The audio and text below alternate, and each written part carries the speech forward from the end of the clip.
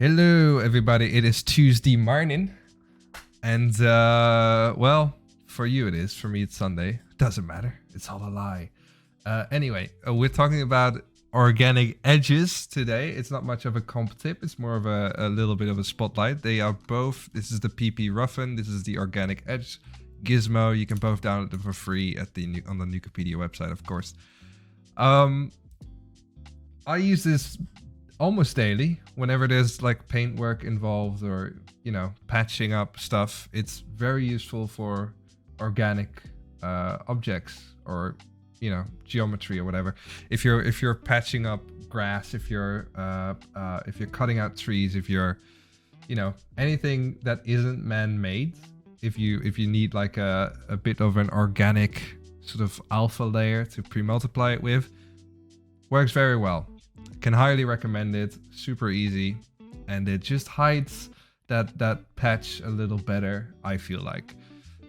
So you've got the PP Rough and the Organic Edge. They're both very similar, and they've just got basic controls like, hey, erode before the Organic Edge, or you can blur it, right? And the amount, very similar, very easy. So in here you can actually just change the noise. What I sometimes do is press this little 2 on the side, and maybe if the perspective is like, if it's like a flat terrain, you would sort of make the width noise bigger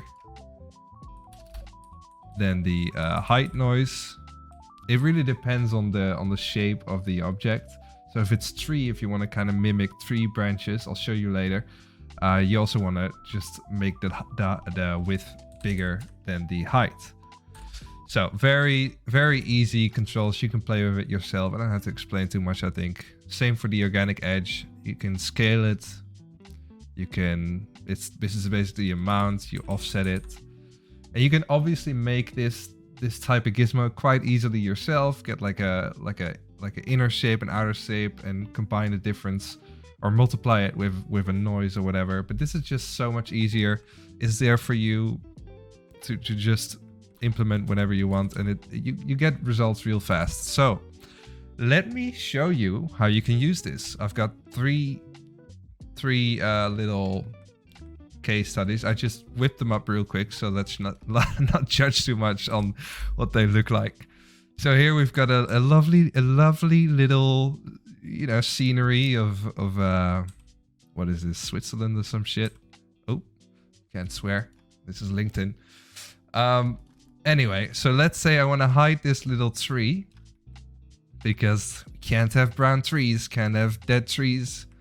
And then so I would basically mask out.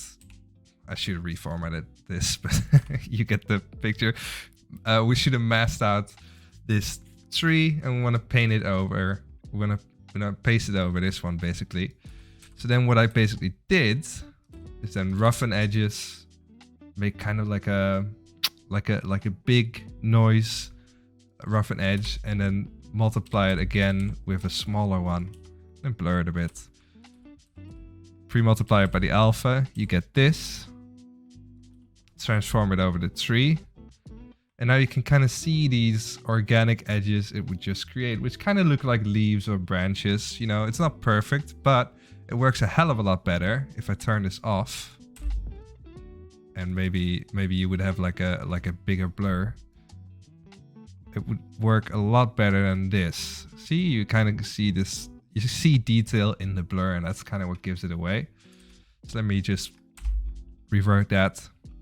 Very simple. It's just plug and play. You just add it to your mask before the copy, merge over, done deal.